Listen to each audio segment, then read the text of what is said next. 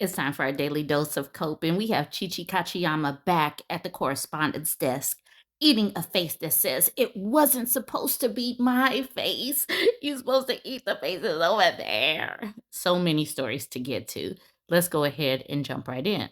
People love a transition, so we're going to start out with Sally, that Clemson girl. She is pro life, hashtag MAGA, hashtag cheers. Let's go. You could see she is all about Trump. She is excited. She got her cutout. Let's go. Now let's fast forward to October. She said, "The job market is in the toilet. My husband has been trying for 10 months. He has an excellent resume. It is all just beginning to seem hopeless. We need something to happen fast. Savings is all but drained. The Biden years were hard on us economically and for his field. Groceries have gone up where I am, even at Aldi. Gas has not changed much. Of course, we are never on the top end of that, all while raising 4 kids, 2 of which are in college. It's supposed to be some of our best years." I love Trump, but the middle class is not doing well. The job market sucks, and health and car insurance, groceries, and taxes are where all our money goes. What is the point? You make more money, they take it from you. We need help sooner rather than later. No one is talking about relief from the Biden years. No, what we're talking about right now are all the tariffs that are making everything go up higher than they are. That's what we're talking about, Sally. One more from Sally. "I think my problem is I have not seen anything meaningful even tried yet. Again, I love Trump, but people need help. And I'm not even seeing it talked about. And I'm all about Jesus, but I need some money now." Hallelujah, Sally. Me too. Because everything is expensive and it's going to get worse because the tariffs are coming. And man, I just cannot imagine how terrible the holidays are going to be. And then on top of all the tariffs that we're seeing, yay, we get more. He let us know that this was going to happen. So I'm just going to put this here. Beginning November 1st, all medium and heavy duty trucks coming into the United States from other countries will be tariffed at a rate of 25%. Thank you for your attention to this matter. So if people are hauling things, that means, and they're self-employed or something, their rates are going to raise. So everything that they're hauling is probably going to get raised up as well. Yay. We have another how it started, how it's going.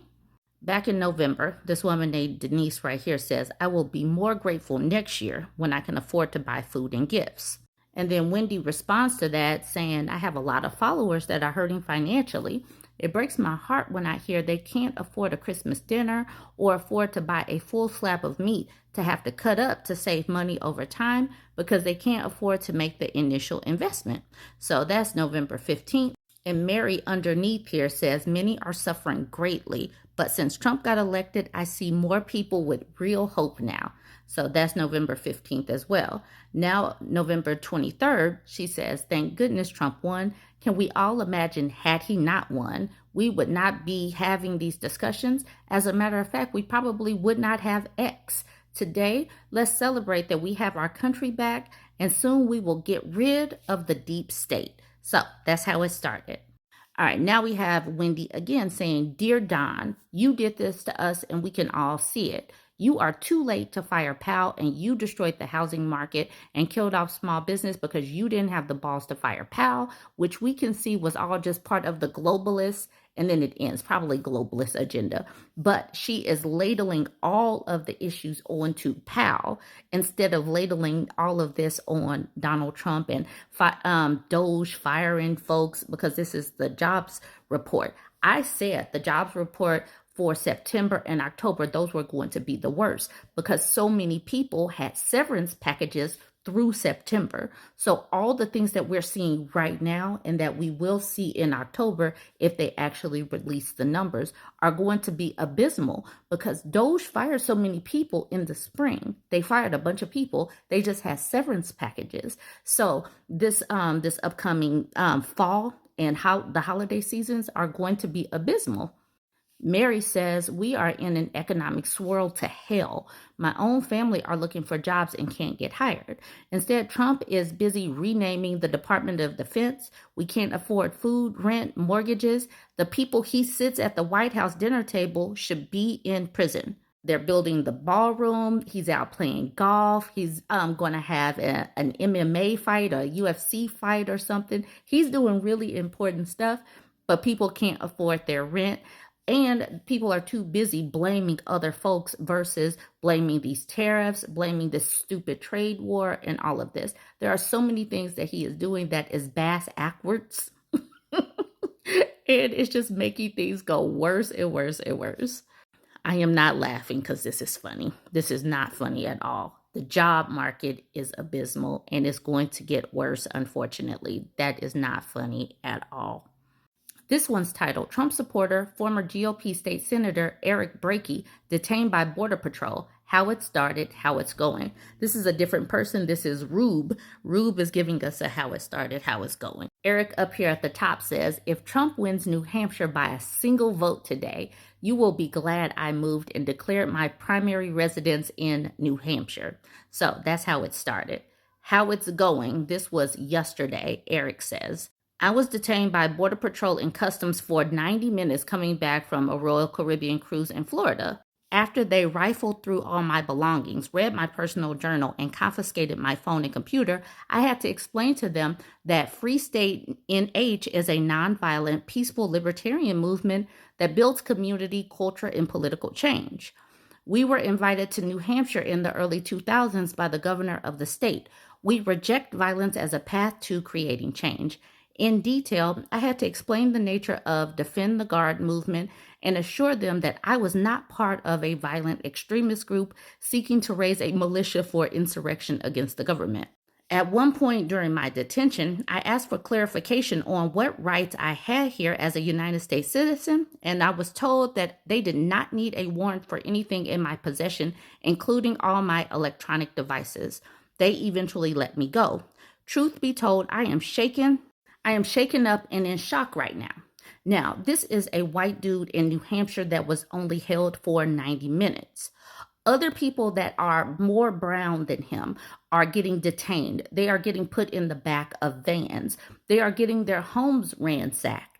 And nobody has any rights these days because ICE can act with impunity because the Trump administration said so. So I wonder what Eric is going to do. He had his rights stripped for 90 minutes. He had his items rifled through for 90 minutes. Some people are just disappearing. Some people are having their things destroyed with no recourse. So are people going to just keep accepting the fact that ICE can do whatever they want, that Border Patrol can do whatever they want? They can strip people of their rights and there's no recourse. What do you do? Who do you even tell?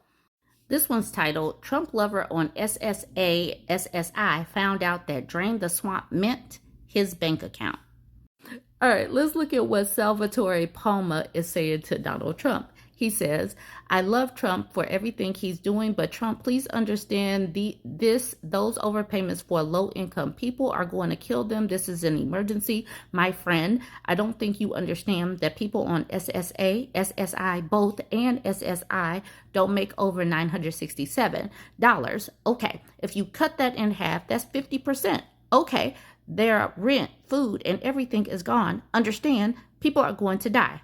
That's the first period. That's the first one, especially in the cold weather. So please, Trump, only take 10% for people under the poverty line. The rest probably have $1 million. So this is low income MAGA. This is fixed income MAGA. These people baffle me, but this is Salvatore Palma, but we're not done. Trump is a stand-up guy, and I have a lot of respect for him, but people on SSA and SSI or combined are really under total poverty, okay? Unless they own a home or other resources, understand.